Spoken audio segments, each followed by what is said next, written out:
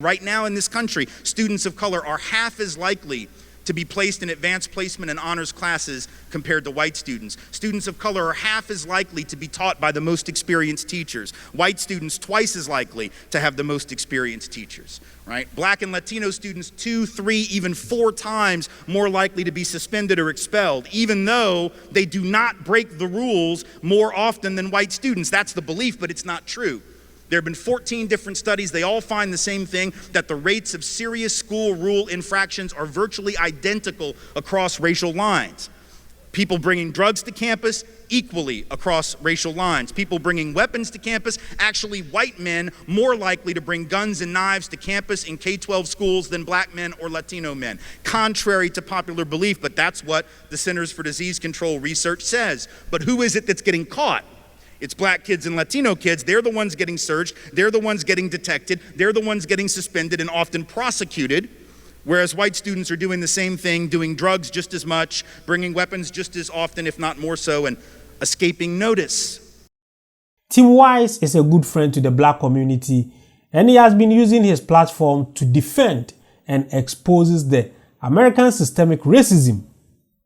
I've come across another video of him still exposing, and his wish is to make sure all Americans have equal opportunity to strive.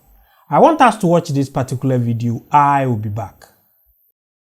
I'm very glad to be here as, a aspiring white ally to talk about these issues, but the real work and the real leaders on this subject, whether we're talking about at this or any other campus, or those folks of color who live with issues of race and racism every day, who speak out about them every week, and yet who are often ignored. I hope that the next time there is a program on this campus in which not a white man, but a person of color is above you on this podium speaking, that you will be here just as readily as you are this evening, because only then will we really know that we're making progress as a society. When a person of color can get up and say all of the things that I'm about to say in the next hour, and be taken as seriously as I expect to be, and get the amazing applause that I'm totally gonna get when I'm done, because this is gonna be really great. Or now, whatever, that's great too. So here's the thing, the reason I'm really glad you're here, even if it's for the academic bribery piece of the extra credit, is that a lot of times when we have discussions about race on campus, and I've been doing this work for a long time, been doing anti-racism and civil rights work for 25 years, I've been doing it on the lecture circuit for 21 of those.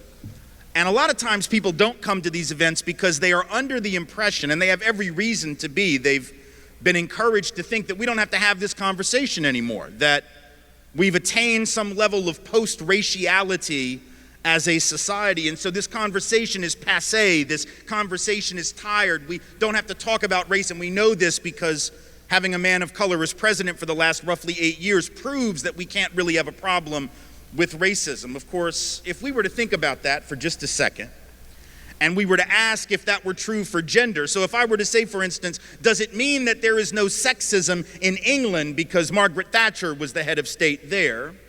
Or if I were to say that there is no patriarchy in Pakistan because a woman, Benazir Bhutto, was elected there not once but twice. Now, she has been assassinated since, so it lets you know how much some folks loved her, but if I were to suggest that there was no sexism, no patriarchy, no rape culture in any of the many nations where women have been heads of state, in Ireland, in Israel, in India, Great Britain, the Philippines, Pakistan, Germany right now, I think every woman in the room at the very least would know that I'd lost my mind, right?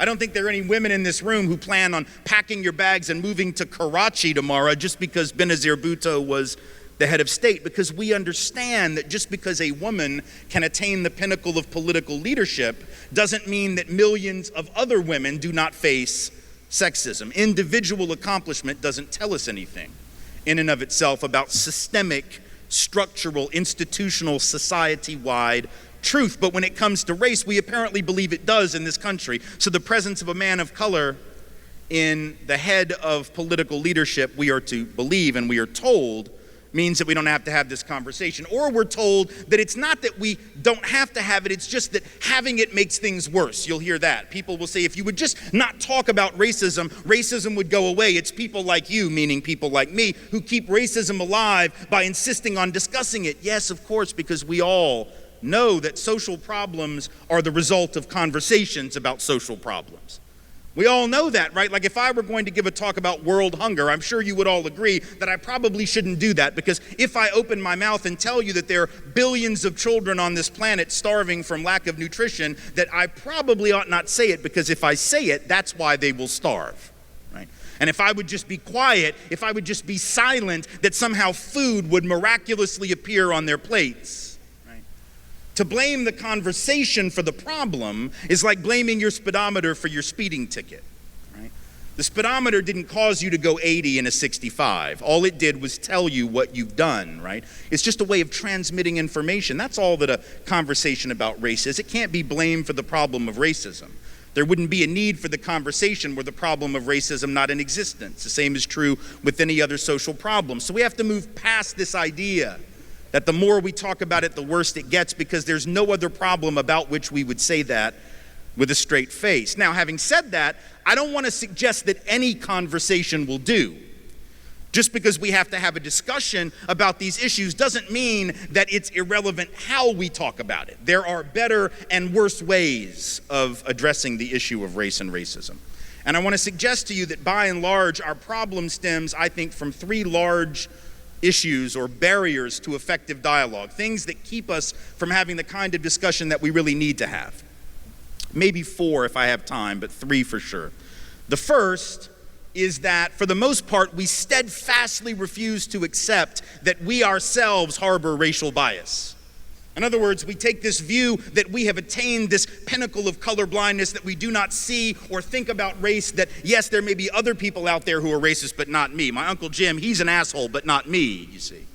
I don't have any of that bias. I have black friends. I dated an Asian woman once. I have a dream catcher in my rear view mirror, and now I have come to the conclusion that my great-great-grandmother was a Cherokee princess. I can't possibly have any racism in me. That's somebody else's problem, not mine.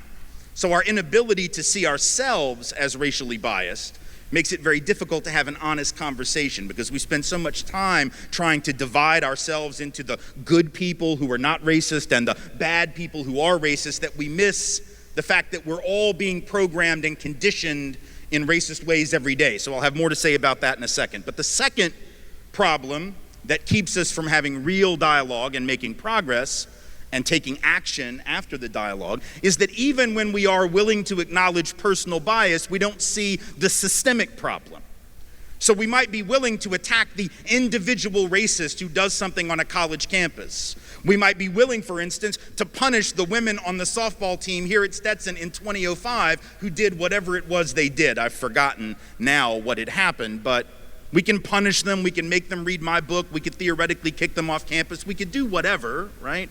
But that doesn't necessarily get at the systemic and the institutional, the structural problems. So I want us to talk about the difference, right, between the individual and personal on the one hand and the structural and the institutional on the other. So we'll talk more about that. The third thing, and this is big, and I'll spend the bulk of my time on this, is that we refuse to acknowledge the way that history affects where we are today.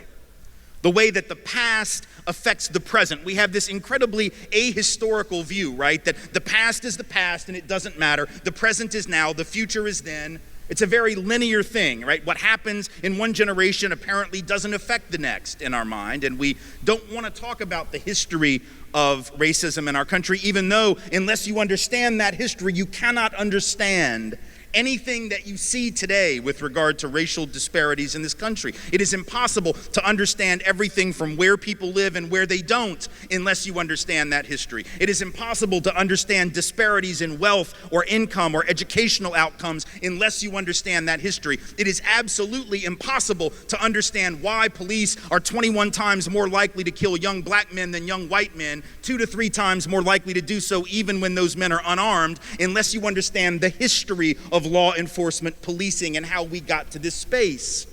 It is impossible to understand the current drama concerning the issue of immigration unless you understand our history, and particularly how we have misremembered it. It isn't just a matter of how the past affects the present, it's how we remember the past or misremember it also affects the present. And I'll have a lot to say about that. And if I have time, there will be one more, but I won't tell you what it is yet because I may not have time, and we may just have to save that for a different day. So let's talk about these one at a time. First, the individual piece, right? This idea that, yes, there's racism, but not me. I, as the saying goes, don't have a racist bone in my body. I have all those black friends. This is something that African American folk are intimately familiar with, this line that we as white folks use. Oh, I've got black friends, so I can't possibly be racist. First of all, usually, let's just be honest, when we say we have black friends, we are usually lying. I'm just wanting to be honest and truthful here. I'm not saying that sometimes we're not telling the truth, but most of the time we're not. How do I know that? Very simple, because a few years ago there was a survey that was taken where they found that 75% of white Americans, which that year was 142 million white people, said that we had many black friends. Now I want you to think about that. When you say many, you just told me what you meant. See, I know what many means. If you wanted to tell me that you had one black friend, which I might have believed, you would have said a, not many. If you wanted to tell me that you had two black friends, which, all right, maybe, you would have said a couple, not many. If you wanted to tell me you had three black friends, which now I'm really starting to think you might be lying, you would have said a few. So when you say you have many, you just said you had 4 or more black friends each. Keep in mind the numbers, 142 million white people who said that they had 4 or more black friends each, and there were only 35 million black people to go around that year. Half of whom said they didn't even have one white friend.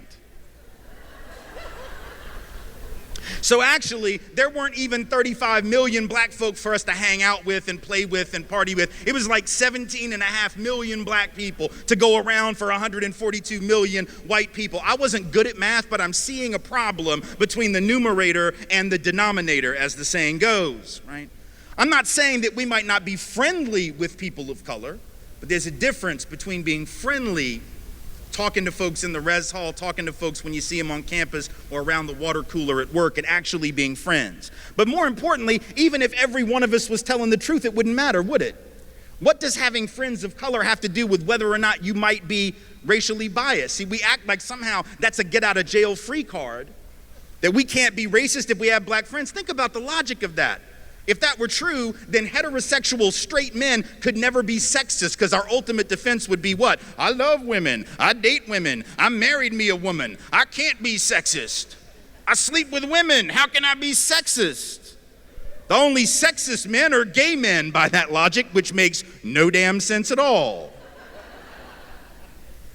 Right? And we would recognize the idea that the women in this room think that they're like no sexist heterosexual men. I doubt that any of you would nod in agreement with that, but that's sort of the logical analogy from the some of my best friends are black or Latino or I dated an Asian woman or whatever. None of that matters, right? It sort of misses the point that one can have personal bias even if one has personal closeness to people from a different group, because what you can do is carve out an exception for those handful that you like and still hold on to biases about the larger group. There was actually a survey that was done right before the 2008 presidential election where it was found that something like 40% of white Democrats, right, when they were polled, said, yeah, they were going to vote for President Obama. There were 40% who said yes, they were going to vote for him, but that they still held on to very serious racial stereotypes about the larger black community.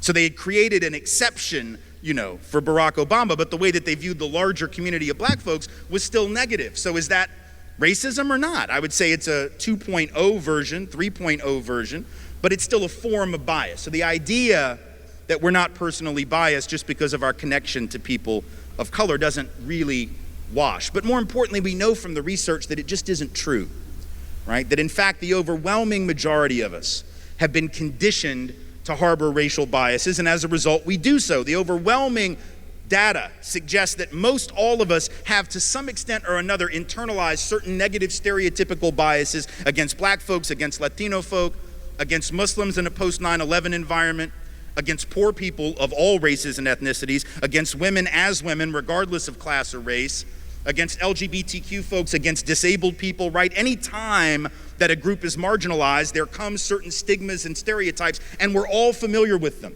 And not only are we familiar with them, the research says overwhelmingly we actually have internalized them. In fact, the research says that about 45% of black folks, nearly half, have actually internalized negative biases against other black folks.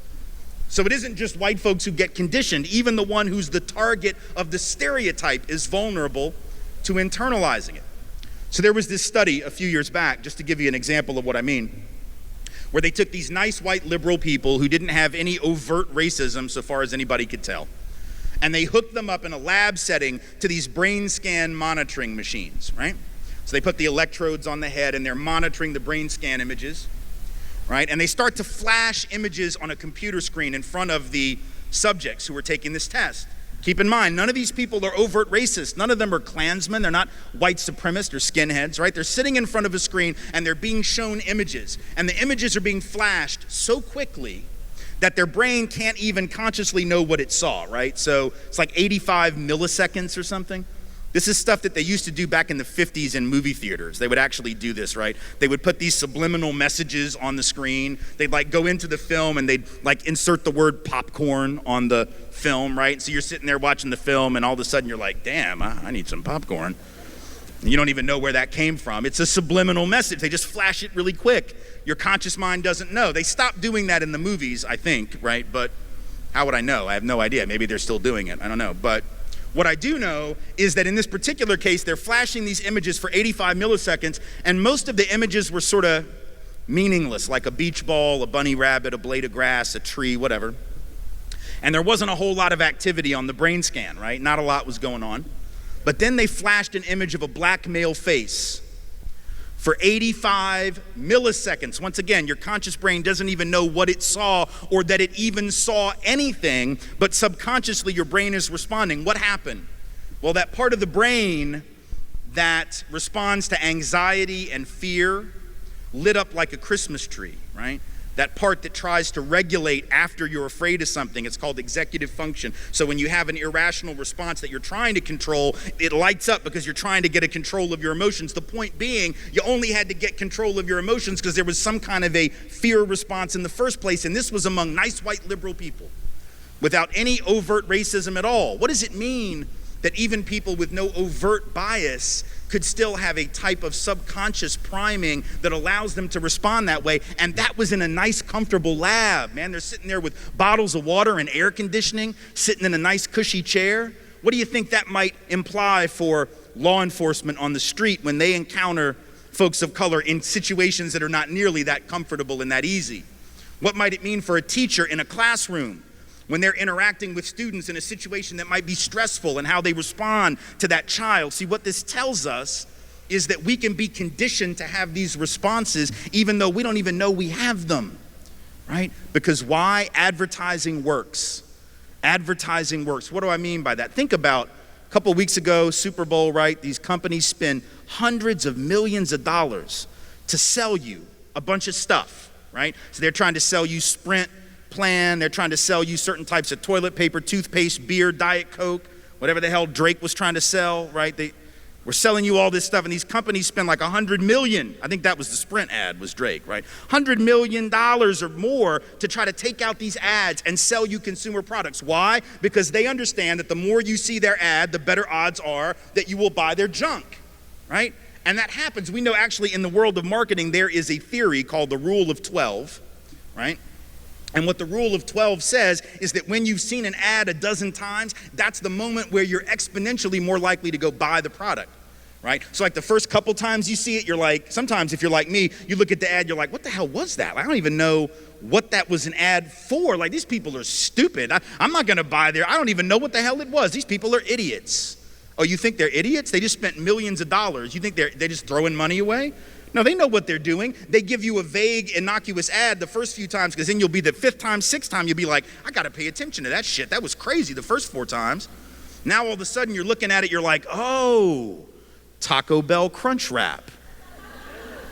Breakfast Crunch Wrap, right? And at first you're still like, that's ridiculous. Why would I want a taco wrapped up like a burrito with the egg and a piece of sausage in it at 6 o'clock in the damn morning?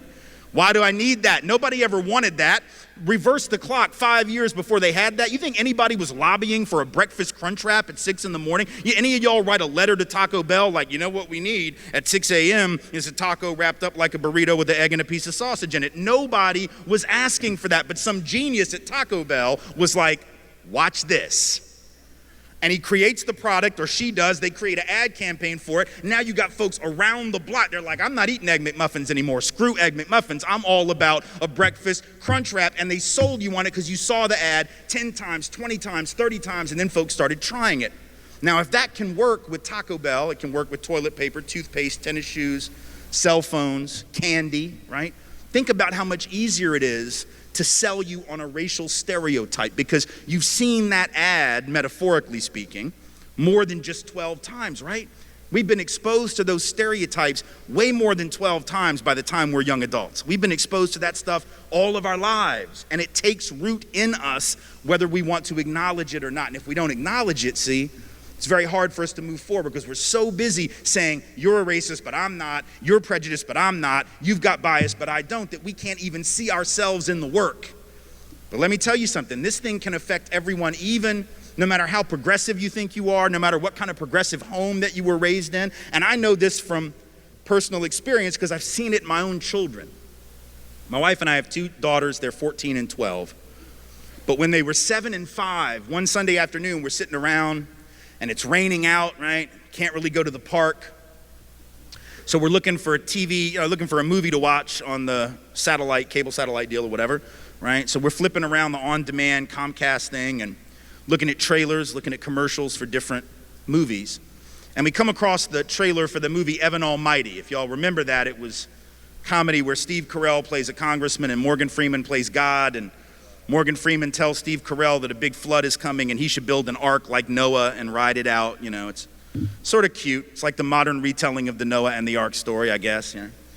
And as it turns out, my wife and 2 daughters had already seen the film at the theater, so they didn't necessarily want to watch it again that Sunday, but because they had seen it, they recognized the actors on the trailer and they recognized some of the dialogue, right? So it got their attention.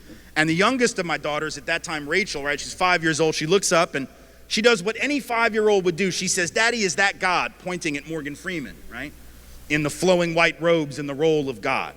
And I thought that was sort of cute because that's exactly what you would say at 5, right? I mean, like when you're 5, you don't know anything about the Screen Actors Guild or like casting directors, right? You just figure maybe God wanted to make a movie. And if God wanted to make a movie, odds are God could get the movie made. Like it wouldn't be hard for God.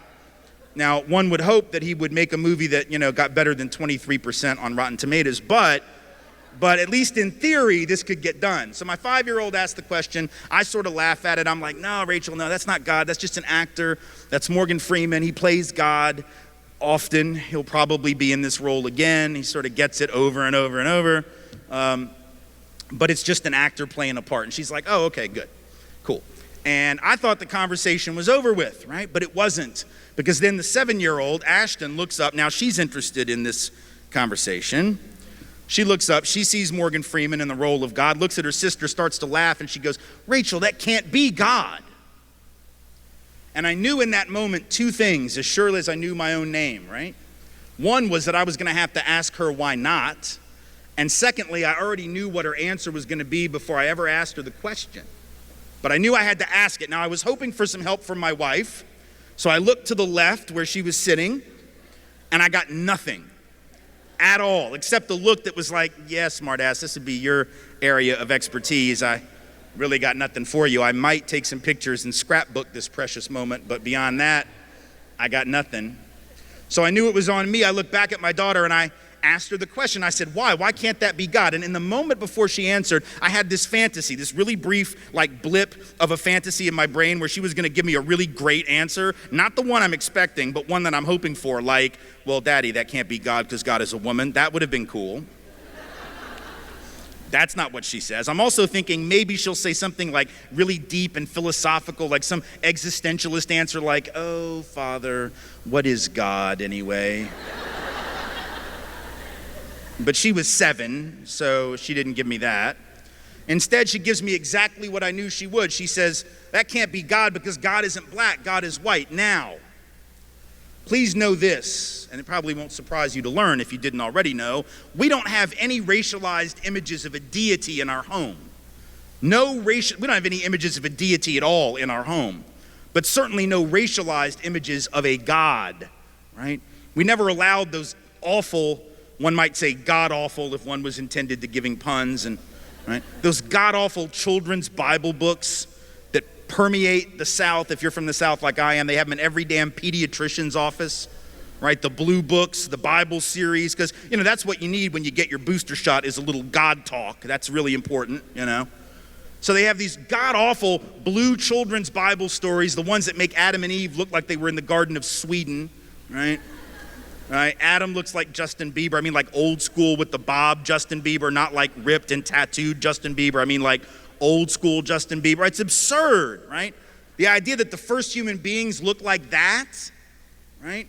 Obviously absurd. There's God right in the clouds, Santa in the sky, white dude, all the biblical characters in the Bible, children's books, white people, even though they were in a part of the world where there are no white people, right? So even though we don't have that in our home, my child has nonetheless already at the age of 7 somehow internalized the idea that the creation source of the universe, whether taken in religious terms or humanistic and more naturalistic terms, is somehow closer to her than to Morgan Freeman. And if my daughter has internalized that, what do you think black and brown children internalize when they see the same imagery? And they see those images. They see them in the stained glass of our churches. You see them in the Christmas cards that get sent around every holiday season where baby Jesus is in the manger in what apparently is Bethlehem, Pennsylvania, rather than the other Bethlehem. Right? Lily white Jesus, which makes no sense anthropologically, biologically, historically, makes no sense at all. But our children see those images and it can affect them. Now, if you were to try to break into my house and hurt my children, I would kill you. Without hesitation. I don't even have a gun, but I would find something and I would throw it at you and you would die. Like, it's just that simple. I would make sure that you died, right? If you were to try to hurt my kids. I'm not saying that because I'm a badass. I'm just saying I'm just letting you know, don't mess with my children. But the problem, right? The problem is that there is something coming into that house. And it is hurting my children, and it's hurting all of our children, and it's hurting us, and I didn't even know it was there. See, the doors are locked at night, the windows are shut, the alarm is on, and whatever this thing is doesn't know the code, but the dirty little secret is it doesn't need to. It weasels its way into our children's brains and affects them. That's how I know that we've all ingested this poison, and we better own that if we're gonna have an honest dialogue. It's not about feeling guilty about it. In fact, that's the beauty of it, right? If we've all been subjected to it, there's no reason to feel guilty, because we could not have helped but ingest it. The question is, what do we do now? How do we take responsibility, which is not the same as guilt? Responsibility is what you take because of the kind of person you are. Guilt is what you feel for the stuff you've actually done. Those are two different things. We take responsibility for things even when we're not to blame for them. So that's the first piece. The second piece, the systemic piece, right? Our inability or our lack of willingness to admit that there's also a systemic element to racism, that it's not just about personal prejudice. If it were, it'd be so much easier, right? Because we could just educate people out of their biases, right? And we could somehow undo their personal stuff and everything would be fine. But there's a bigger problem, and it's systemic. It's the way that policies and practices and everyday procedures reinforce inequality between different racial groups, even if there's no overt bigotry in the room. What do I mean by that? Let me tell you a story to make that point. And it's a story about my own life. I am from the South. I grew up in Nashville, Tennessee. I've lived in the South all my life, 10 years in New Orleans, the rest of it in Nashville. 5 months in Houston, but we don't talk about that. No offense to Houston, I'm just saying, there are reasons and we will not discuss them. So growing up in Nashville, I went to school in public schools at a time when they had really just become truly integrated. That may seem sort of hard to believe because theoretically, right, the Supreme Court outlawed segregation back in 1954, but as was the case in Nashville, so too was it the case all throughout the South, that very few school systems actually moved toward real desegregation for about 20 years. So it was 1974, the year that I started first grade, that the school system in Nashville was actually truly integrated all the way down to the first grade level. And so by 1979-80, my 5th grade year, right? There were a lot of teachers in that system that had been in there for a really long time. Like they had been teaching since the days of segregation, and they were the kind of people that really preferred the days of segregation, right? So they didn't like having to teach black kids now, but what they really didn't like was having to teach white kids who hung out with black kids. And that was me. See, I told you before, most of the time when we say we have black friends, we're lying. In my case, I pretty much didn't have anything but black friends for the first several years of school, because I went to preschool at a historically black college when I was 3 years old. Tennessee State University early childhood ed program. So most of my peers were black kids. So when I got into public school, that's who I was hanging out with. That's who I played ball with. That's who I played on the playground with. That's who I sat in the cafeteria with. And there were teachers who not only didn't like the black kids, but really didn't like me, particularly because of my affinities, both culturally, linguistically, and artistically with black folks. These are the early days of hip hop, and I was that kid. Like I was the white kid that hung out with. We would have like rap battles, and I'm not gonna do that shit now because it would be tragic. But in those days, like 79, 80, you could be really bad at that in Nashville and you were still the best on the block, right? Because it was Nashville, it wasn't Brooklyn, it wasn't the Bronx, right? So the teachers really had a problem with who I hung out with and the music that I listened to and who my friends were. And there was one particular teacher, Mrs. Crownover, who was most offended by it. And so one day I get a report card, I have a D- in a reading class, which was what she taught, right? And my mom freaked out because reading was like the one thing I could do, right? If it was a math class, she would have totally not even blinked. She'd have been like, well, at least you didn't fail, you know? Good for you, you got it up from the F last time, you know? But in this particular case, I'd been reading since I was like 2.5, right? So she sort of freaks out, she schedules a parent-teacher conference, she goes to talk to Ms. Crownover, and within about 30, 45 seconds, she realizes that grade had nothing to do with my actual effort, let alone my attitude, let alone my ability to read. It had to do with my social circle, because Ms. Crownover looks at my mom within the first minute of the meeting and says, any white parent that would send their kids to public school in this day and age, meaning an integrated day and age, obviously isn't fit to be a parent. They've lost their mind. This, by the way, is not what you want to say to my mother. So within a day or two, she organized with some other parents, and within 2 or 3 or 4 days, she had very directly and unceremoniously made sure that Mrs. Crownover was relieved of her income and her professional duties from there on out. She was forced into early retirement, as she should have been. So good for my mom. On the one hand, that's great. We got rid of the bigot. But remember, I told you it wasn't about individual bigots. It was about systems. And so here's the problem. Even as my mother took action, as she should have, to remove this racist from the classroom where she had no business teaching, right? But the problem was that after Ms. Crownover was gone, I went back into a school system that every day, in a very subtle but pernicious way, was sending the same kind of message that Mrs. Crownover was trying to send, which is white students are better, black students are lesser, and they shouldn't be together. How was the system sending that message? Very easy. By putting almost all the white kids in the honors and the advanced level classes, no matter what kind of students we were. I was a lousy student. I wasn't a good student till like last week. I literally got my shit together like Tuesday of last week, right? I wasn't a good student, but I was always in the honors track. And the black kids, no matter how bright they were almost always in the standard or the remedial level track and never moved up no matter how well they did. So the system was sending a message by dividing us and saying that it was division based on ability, but it wasn't. They were sending the message that Crownover was sending. They didn't even need her there to send it, you see. And my mother never saw that.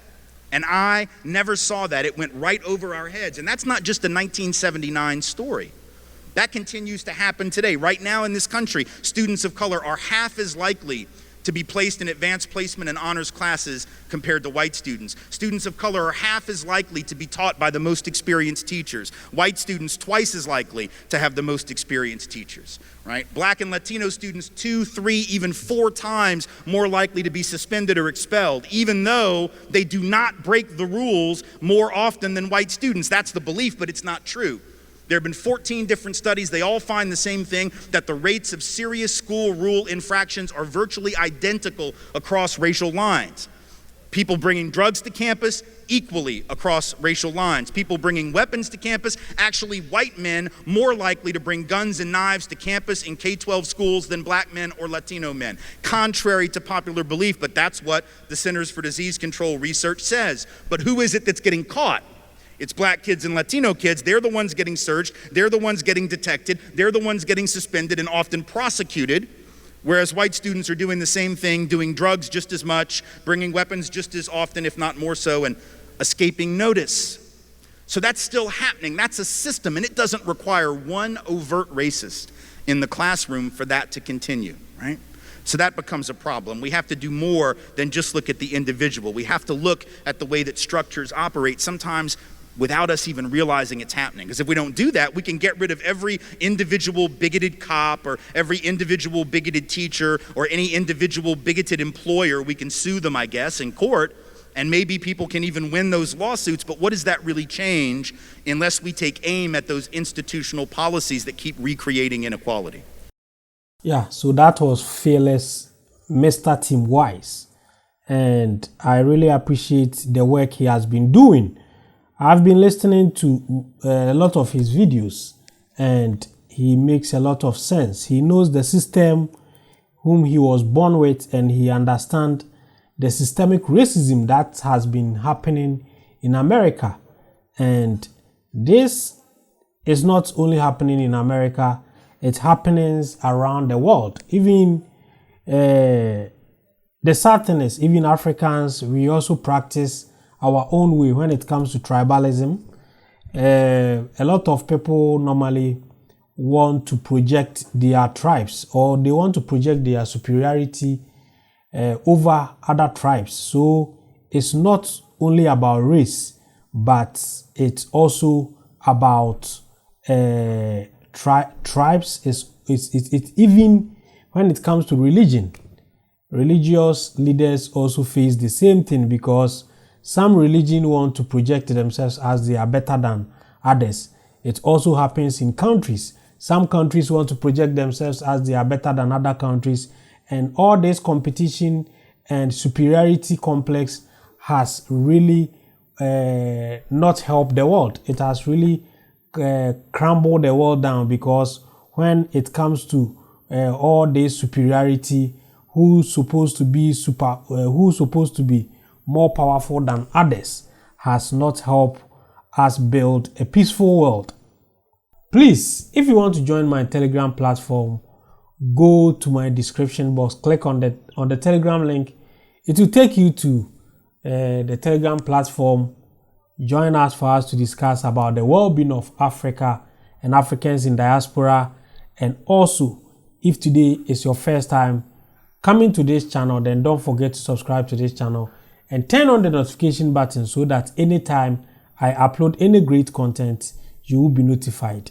I'm always your guy, De-Graft Amoako, as today is my first content in 2025. Then I wish everybody who was able to watch a happy new year, and we hope by the end of the year, everyone who has subscribed to this channel will be able to achieve whatever in his heart, whatever project you have in your mind, and God also gives you a good health so that you can be able to see through. I'm always your guy, De-Graft Amoako. Thanks for watching.